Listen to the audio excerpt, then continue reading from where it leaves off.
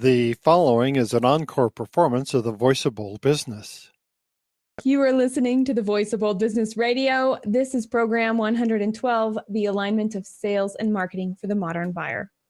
And it's really interesting because when I was first setting the show up and considering what a modern buyer looked at, I really looked at myself. I looked at my team. I looked at my family. I looked at my friends. I looked at my colleagues. I looked at people who have been on this show.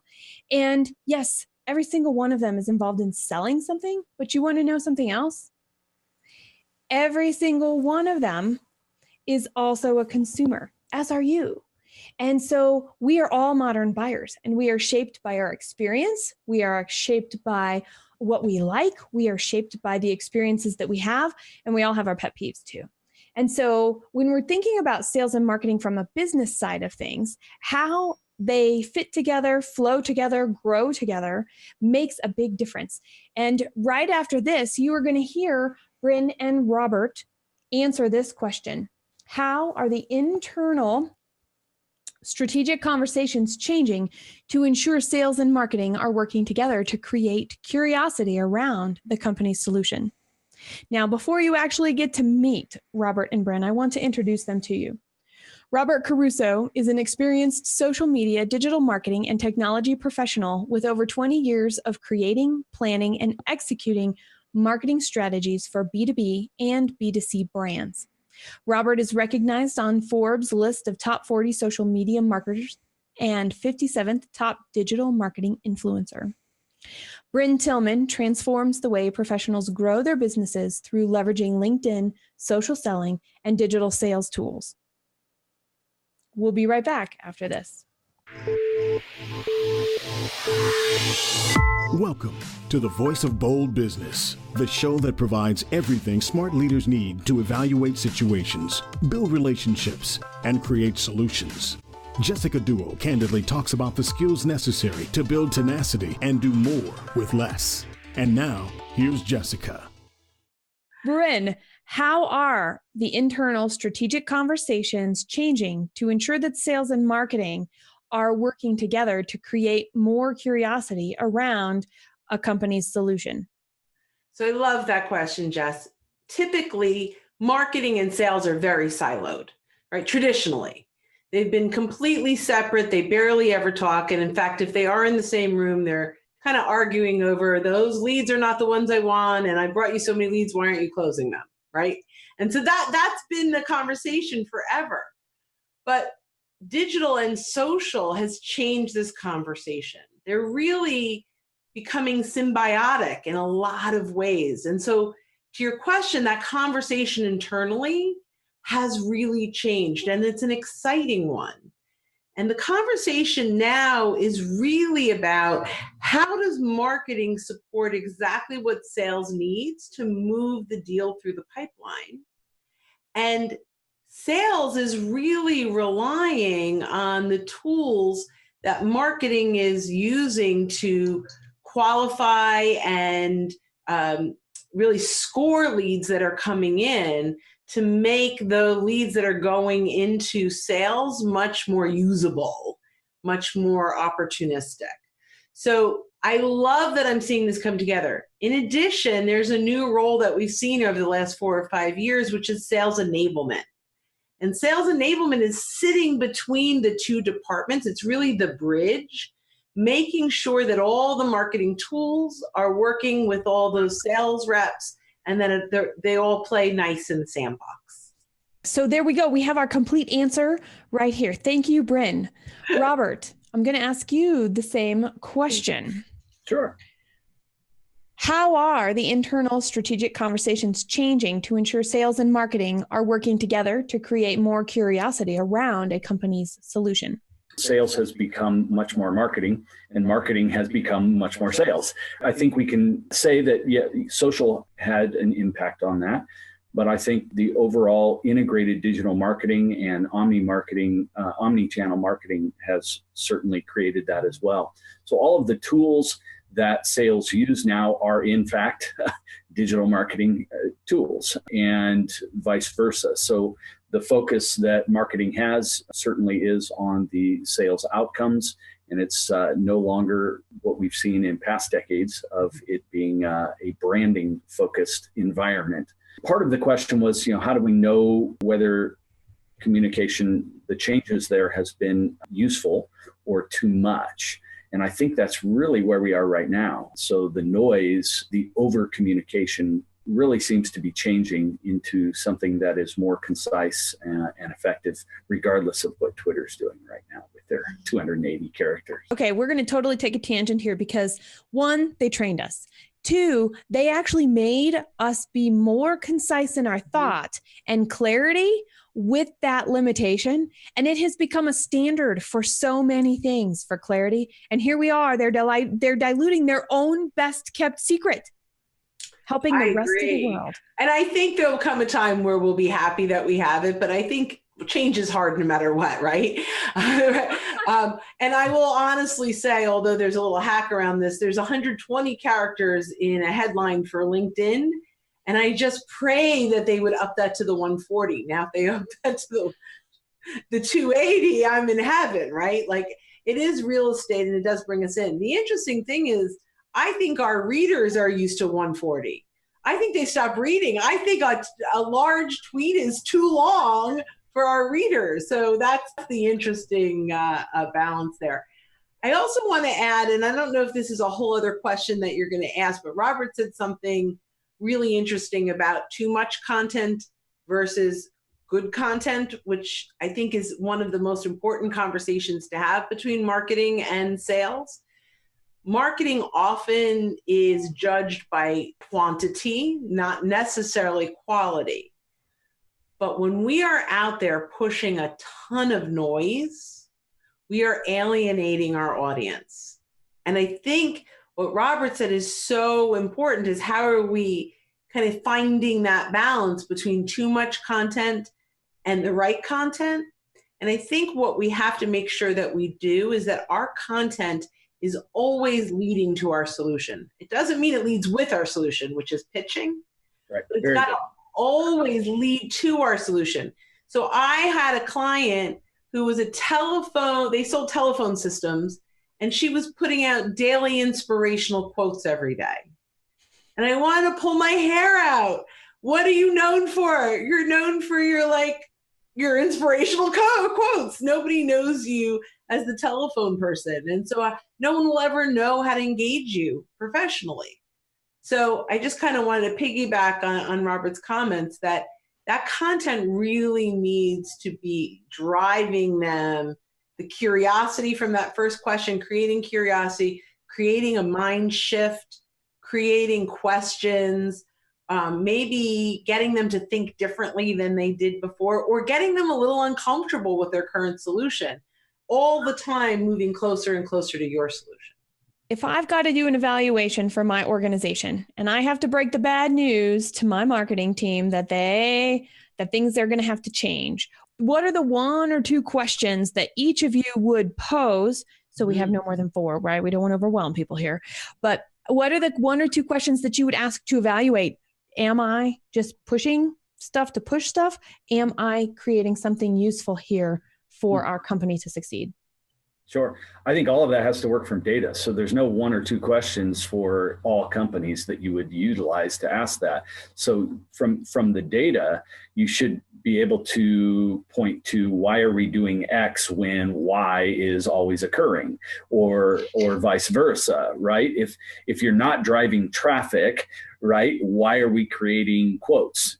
If we are continually losing people out of our email marketing list, why are we sending 15 emails a week that is only about us and our product? One of the big challenges I think brands have today is it's never been easier to create content and do it in volume. I'll give you 2 examples. I'll combine them together, and I won't name the brands, but there's 2 particular brands that one is retail apparel, and they have brick and mortar and e-commerce, and one is in, we'll just say travel to say general. And both of them I use and like. But the problem these brands have is they think my world revolves around them. I like deals, but my life doesn't revolve around deals from their brand. And the challenge that their brand and other brands have nowadays is because it's easy doesn't mean it needs to occur every day, nor does my world revolve around them.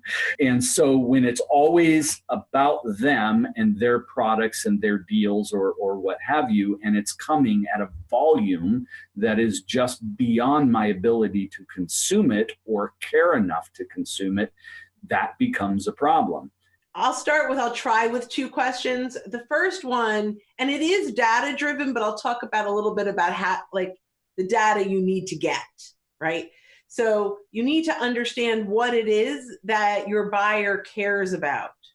So stop talking about what you want to tell them and start talking about what helps them, what brings value, what brings insight, that what gets them engaged. So the first thing is to understand your buyer, and the only way you're ever going to do that is through surveys and talking to them and identifying what it is that they care about.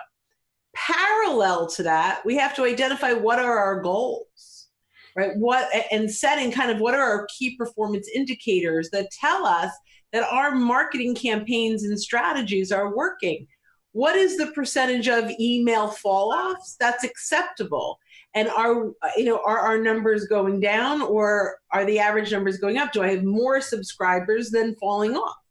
And we have to look at kind of that data that Robert talked about to identify, is what we're doing working?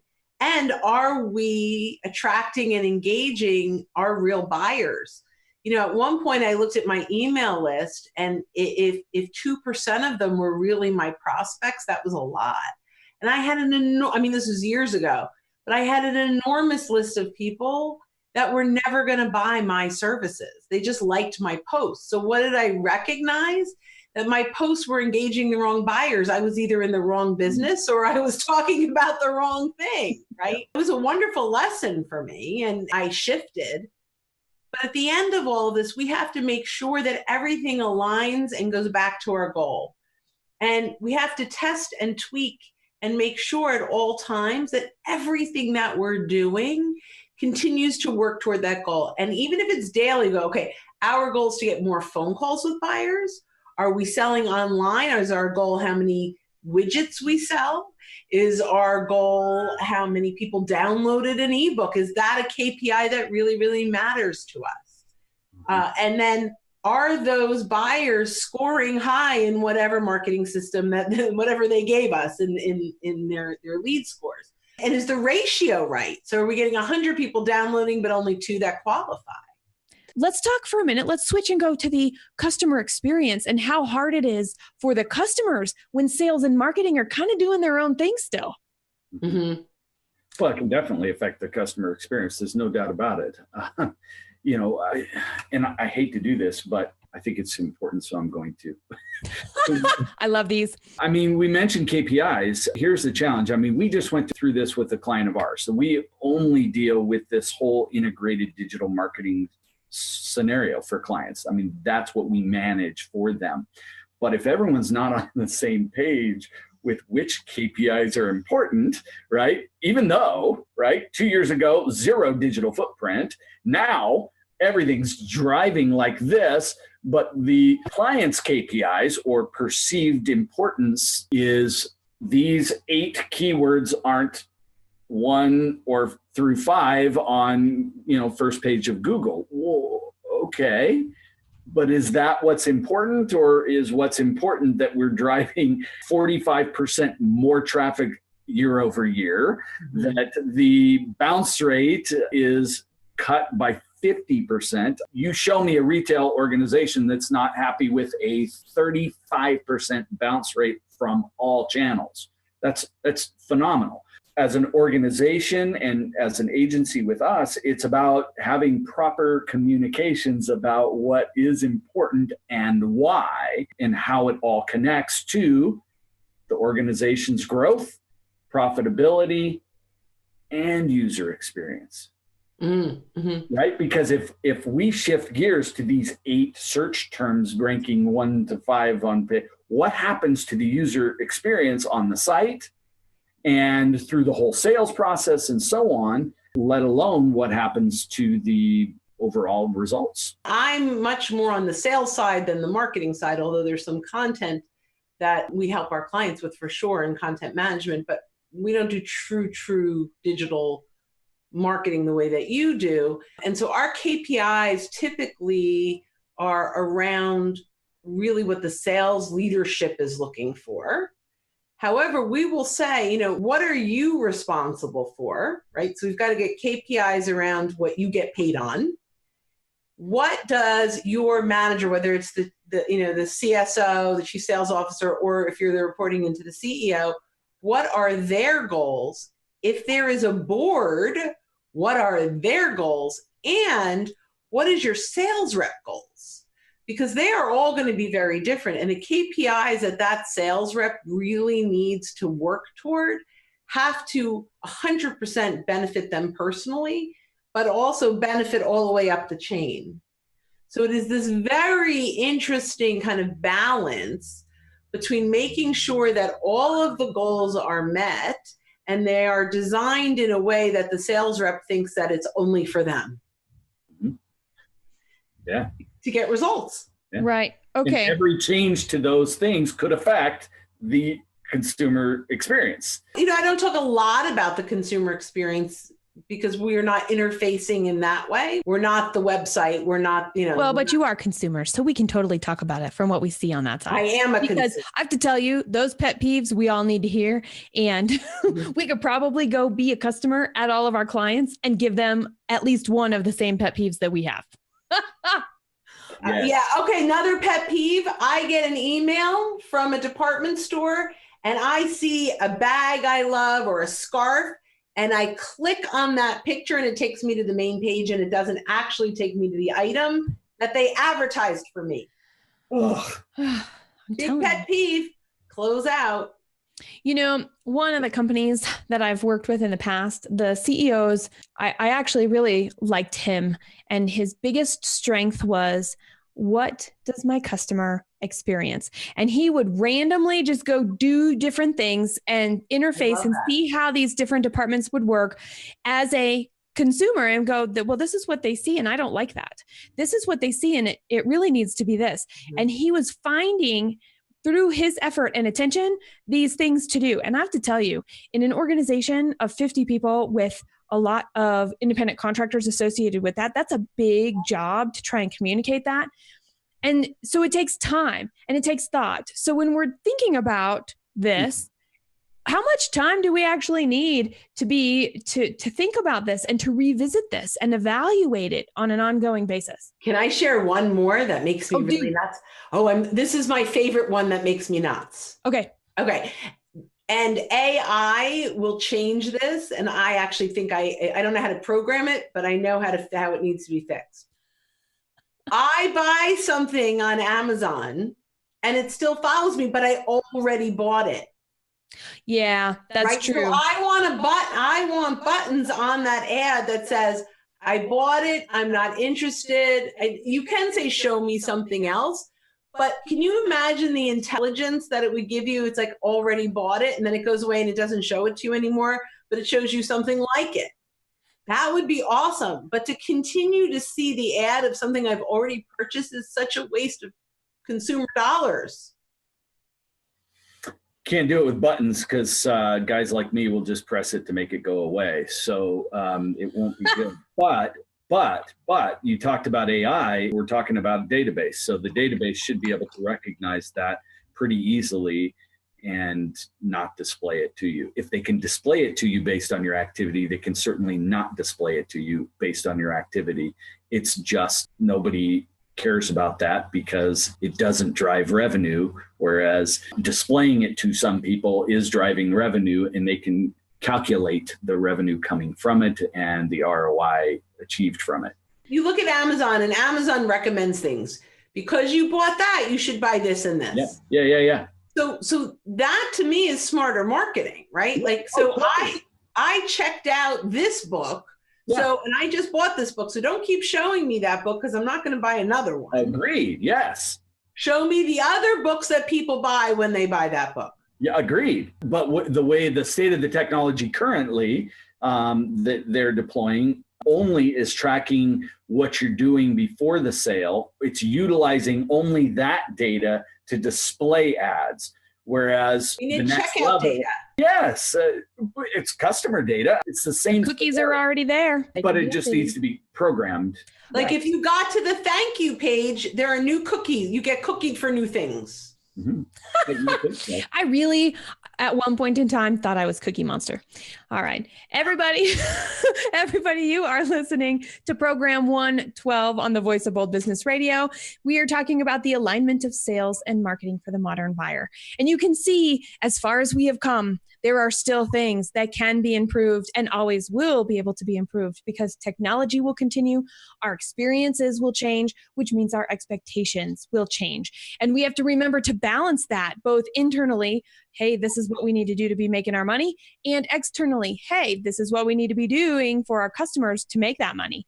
And I want to go back to this time piece. How much time and reflection do we need to spend and think about when we're talking about sales and marketing and trying to identify and prioritize what's important for us for these modern buyers that we're facing?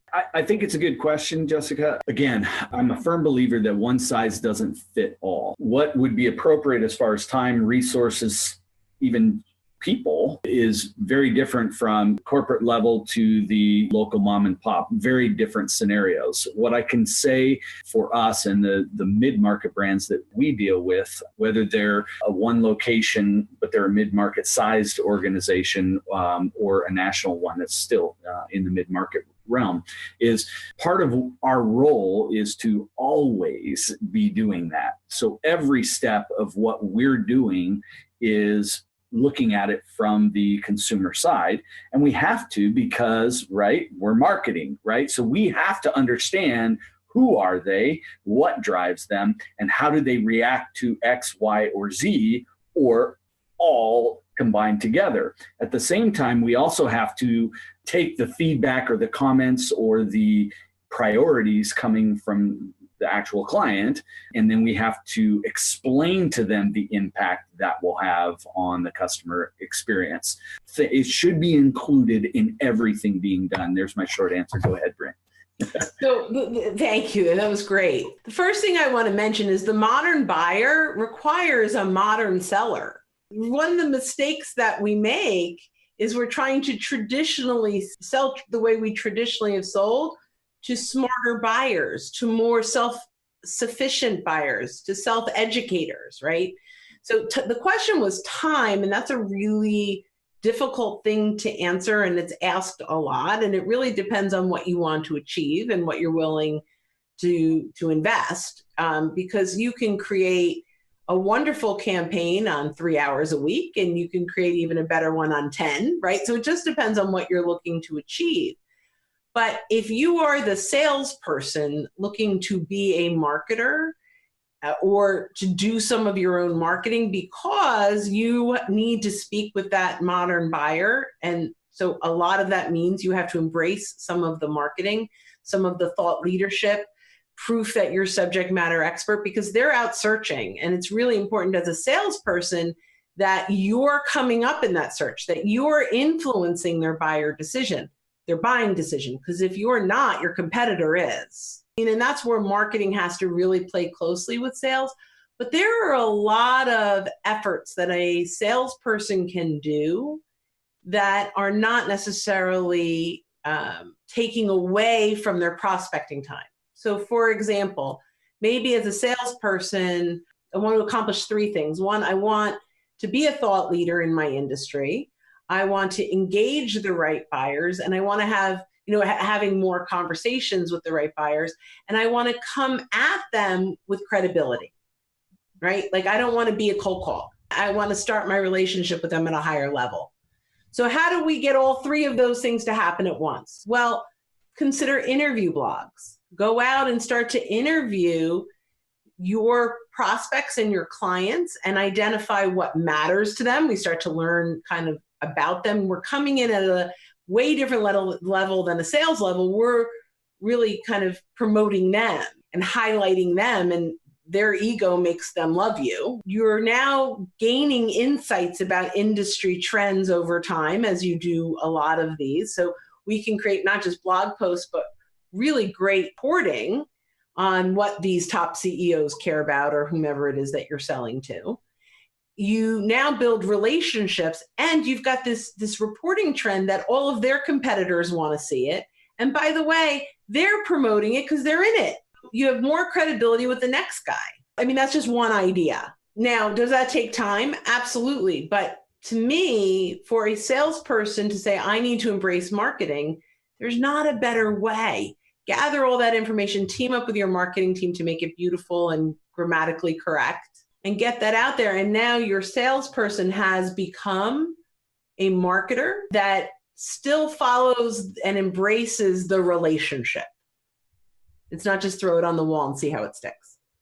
So, as little as a few years ago, it still took 2 years to develop a solid footprint digitally. Is that still the case for a brand? Is it longer? I think it's shortened. You have, okay. But the caveat is how you do it 2 years ago is far different than the way you do it today. And it's constantly changing. And it's absolutely different from industry to industry and niche to market. So now if we're talking about an individual, okay, so a lot of questions in one big thing. Right, so yeah. The skills required in business today, no matter what career path you're in, now has a requirement of foundational understanding of technology, the ability to write, and the ability to use graphic tools and video tools. It's just how it is. I don't care what you do. If you're in any way customer facing, B2B or B2C, it's the difference between getting hired and not, and then also advancing or not, because it is all intertwined now. It just is. If you're a junior hire today and you're not learning to code, you're going to be in deep trouble. I have 15-year-old twins that are now learning how to code. It's absolutely true. It's just going to be normal. It's not even Algebra 1 and coding. It's a have to. Yeah. It's a have to. Right. And writing, communication skills, we're losing it based on how we're teaching our kids. Now I'm getting into the whole other thing. I'm an example of it. I didn't write anything after I left school until 15 years ago. And then I've been writing ever since. And I'm always writing and reading. And it's quintessential connection of internet, technology, sales, marketing. It is what it is. You're constantly creating content. I hate to write. A lot of salespeople can't write, but they speak wonderfully. Yes. We do that all the time. So we do video. That's true. Hello, here we are. Jessica's mode of medium to communicate and learn and get new ideas and then be able to share those ideas all at once is right here on video. And that's the part that I like. I like the connection and the interaction and the feedback right away. I don't mind talking to myself. I don't mind making individual shows. I don't mind getting up on a stage and talking to a room of people that don't know me very well, except for how I was introduced to them. While I don't mind any of that, and it's all okay, I love this. This is what is really good. And I would add to what was saying about the skills that we need that you guys have shared is knowing how you connect best and developing that skill also. So if you're a writer, write. If you're a talker, talk. If you're a networker, network. If you're I don't know what, anything that you want to be, pick that one thing in addition to these core hard skills that you need and make that the soft skill, the core competency that's the glue for all of them. Jessica, that was good. Thanks. Girl. Yeah, we got to lighten that up. I got a little heavy. Whew. No, that was good. But a lot of takeaways. Yeah, it was said well. So thank you. And you guys are amazing because this is what we need to think about. The fact that, okay, if we are one person, when we are thinking, or even if we're 10 people, or even if we're 50 people, at some point, we will outsource. We will create a strategic partnership. And the way we look at that strategic partnership is so important. And both of you guys are strategic partners for sales and marketing departments. And so I want to know now, what is like the question that you wish everybody asked you when you're having these conversations to find out of how you insert yourselves and connect and become a strategic partner for an organization? We are a digital sales transformation company, and the emphasis is on sales. We work with the sales department. We work with sales teams. And I think the one question, which I get to anyway, because it's what is, how do we take our existing methodology and technology, whatever we have already, and instead of creating an entirely new LinkedIn program, how do we align what our folks are doing with LinkedIn or Twitter or video prospecting with digital sales technology? This isn't a new thing. Like, I'm older than you guys, and I've been in sales for a very, very long time. And when I started, we had no email. There was no email. Right? Like, if someone called me on the phone and said, I want information. That. I know, right? I had to physically mail them information about Dun & Bradstreet collection and credit services. I could not send it via email. I know, right? It's bizarre. I think that digital, social is going to be that for this generation. They will not know how to function without it, the way we can't function without email now. That will be social. So how do we now, instead of siloing it here, how do we integrate it seamlessly into our daily routine so that it just becomes part of who we are and what we do? It's not another thing we have to do. So that's mine. That's good. I agree. Yeah. Brynn, I wish I knew you longer. I'm excited to know you now. This is going to be great as we get to know each other more. Yeah, I love doing this stuff. This is way fun. You know, there's no question I would say that I wish people asked us, because it always starts with a question, and that question is always based on their circumstances.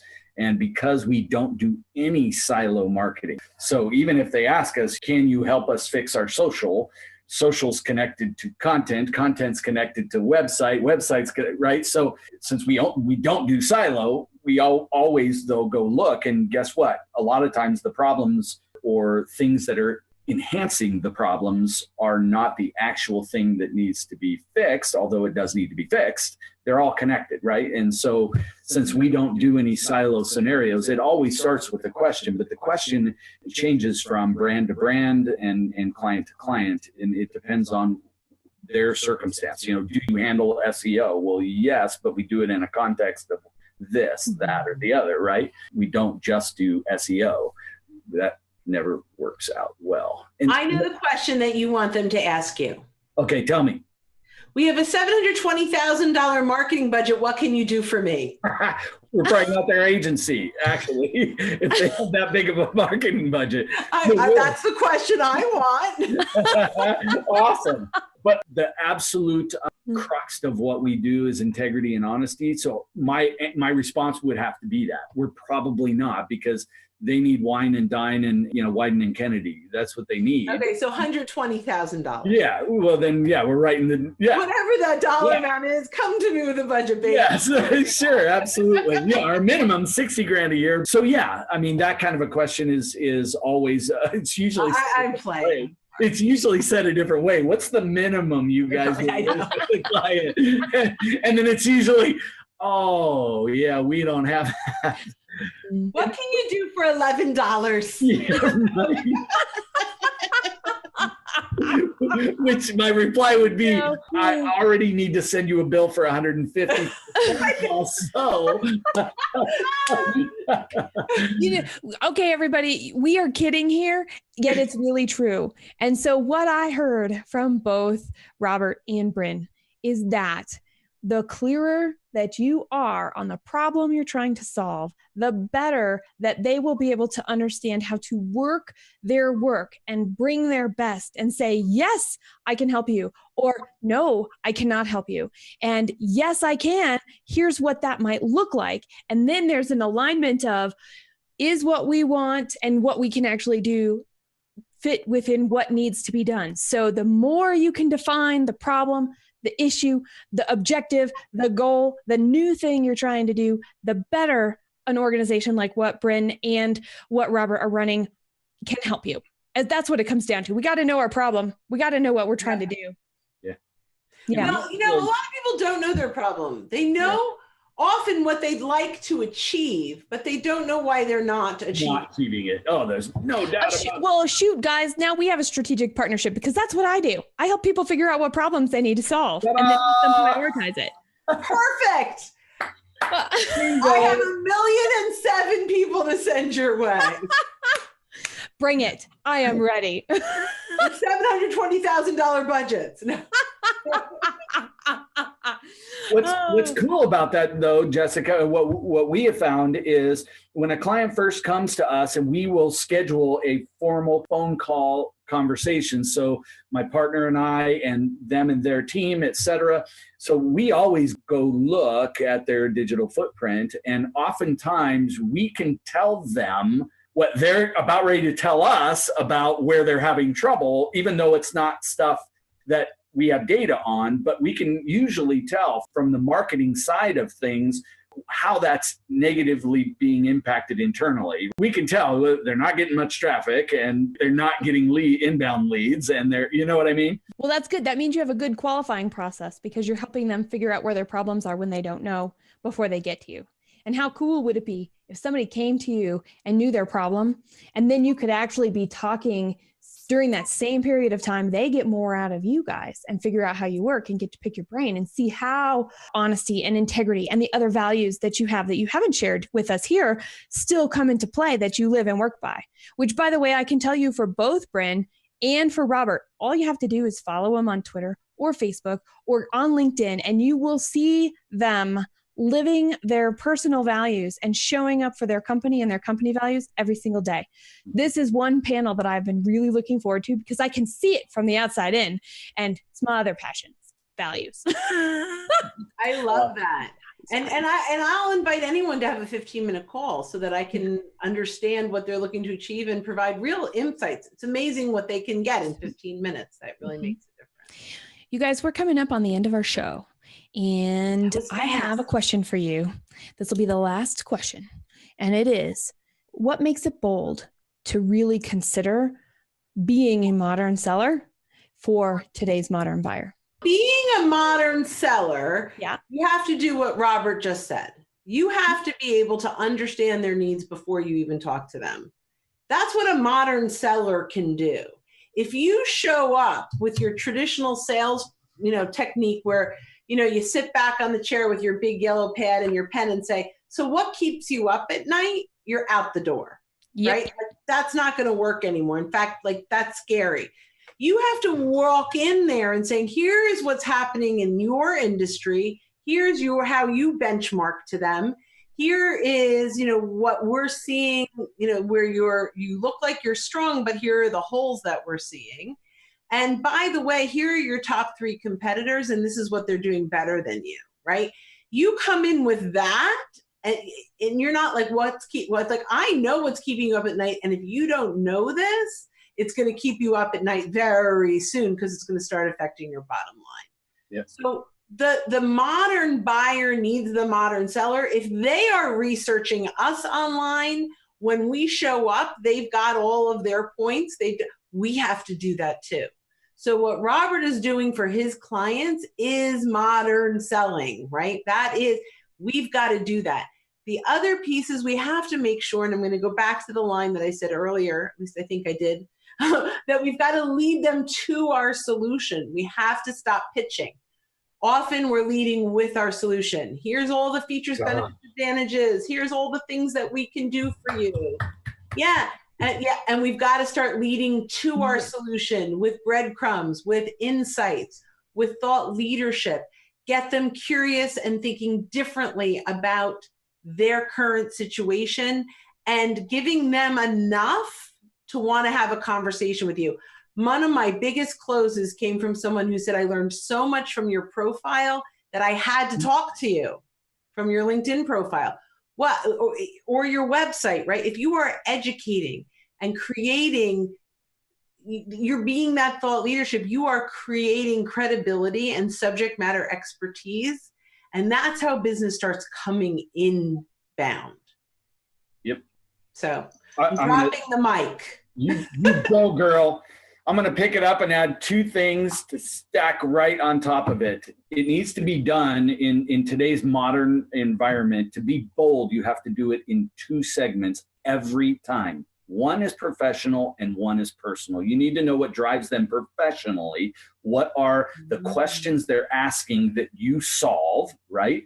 And be able to do all these things we've been talking about in that realm. But you also need to understand the personal side. For example, when I had my tech company, I know my target audience was social media marketers. And I know from the professional side, it was about social media, duh, right? On the personal side, it was about coffee, right? Because I knew my audience. And as you recall, Jessica, I was the most influential person on the topic of coffee in the world. I said I would send stuff that you said and shared to my husband, who is a fellow coffee snob, but not social. Now I'm going to let the cat out of the bag. I still share coffee stuff because I do like coffee. But here's what nobody knew is I didn't love coffee. And I didn't drink half the amount of coffee everyone assumed. I didn't say, but everyone assumed I drank. Yep. But I knew my audience. And so I became an expert in coffee because if you do social media marketing, you drink a lot of coffee. It's just required, right? And funny things or informational things about coffee on the personal side was interesting to you. So again, to shorten it, to cap on top of what Brynn said, you have to do all those things and all the things we talked about today, but do it from a professional and a personal side. I love that. Know what drives them when they're on their way home, not just what drives them at the office. I'm done. Drop the mic. Boom. Okay, if you are not smiling just a little bit at the end of this program, you didn't listen, and go back and listen again, because beyond the smiles are really concrete, useful action items. Everything from what we need to be thinking about to frame questions, to the skills that we need right now, to the 3 things we must know as a professional, period, and regardless of what area of business or activity we choose to do to make our money using the skills that we have.